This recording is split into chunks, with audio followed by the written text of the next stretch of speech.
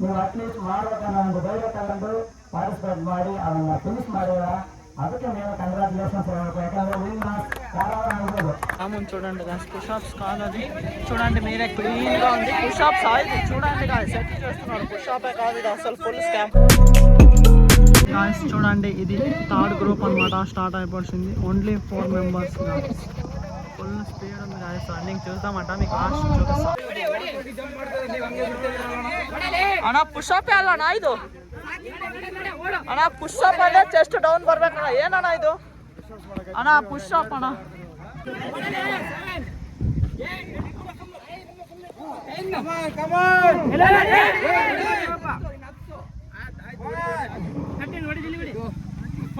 Last push-ups challenge ఉంది.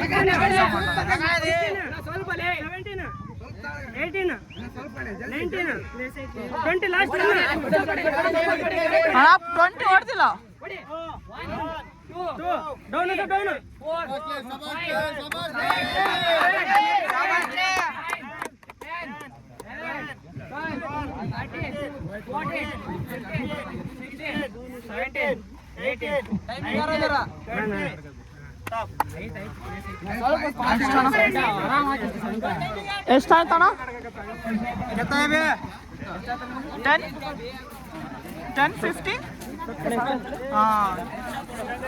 Correct ಮಾಡಿಲ್ಲ.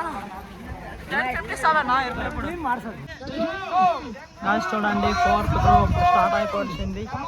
మస్తు ఉంది గాయస్ ఇది ఈవెంట్. వాళ్ళు రన్నింగ్ అంతా కంప్లీట్ అయినాక ఈడ మస్తు ఉంటుంది చూపిస్తాను చూడండి. లంచ్ వస్తారు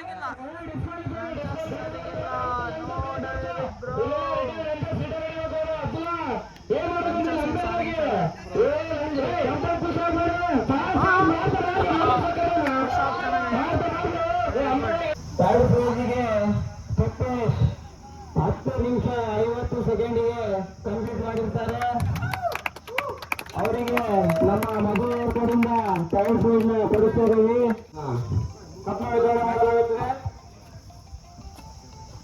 ಕ್ಲಾಸ್ ಕ್ಲಾಸ್ ಹಾಗಾಗಿ ಕ್ಲಾಸ್ ಆಗ್ರಿ.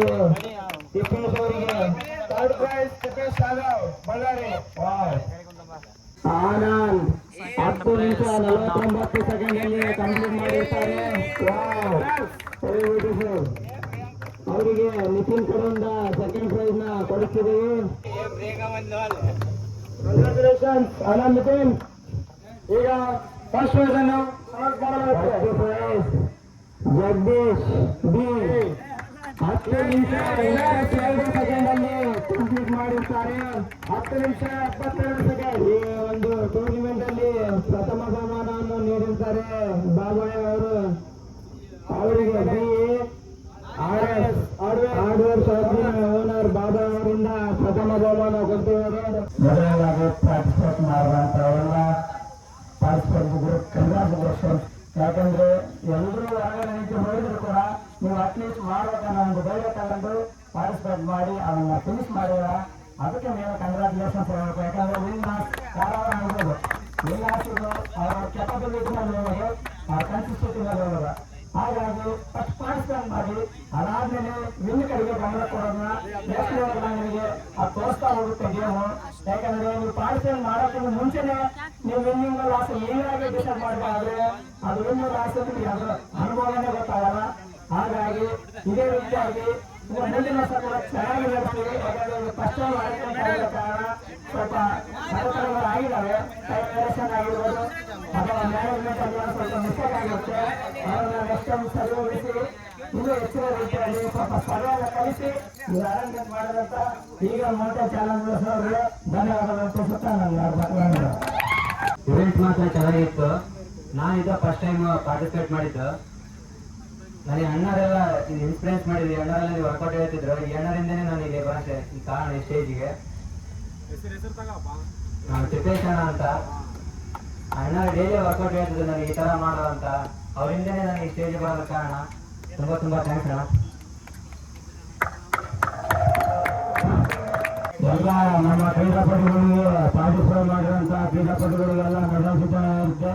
ಯಾರು ಪಾರ್ಟಿಸಿಪೇಟ್ ಮಾಡಿದ್ರೆ ಎಲ್ಲ ಸ್ಟೇಜಿಂದ ಬನ್ನಿ, ಅವರಿಗೆ ಮೆಡಲ್ ಸಿಗುತ್ತೆ.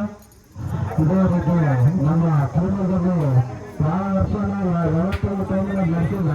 ಇದೇ ಫಸ್ಟ್ ಟೈಮ್ ಶಾಲೆಗೆ ನಡೆಸೋದು ಅವ್ರಿಗೆ ಎಲ್ಲರೂ ಹುಡುಗರು ಕಷ್ಟ ಕಷ್ಟ ಯಾರು ನಡೆಸಿಲ್ಲ ದುರ್ಗದಿಂದ ಯಾರು ಮಾಡ್ಬೋದು ಯಾಕಂದ್ರೆ ನಮ್ಮ ಕಡೆಯಿಂದ ನಮಗೆ ಹುಡುಗರು ನಮ್ಮ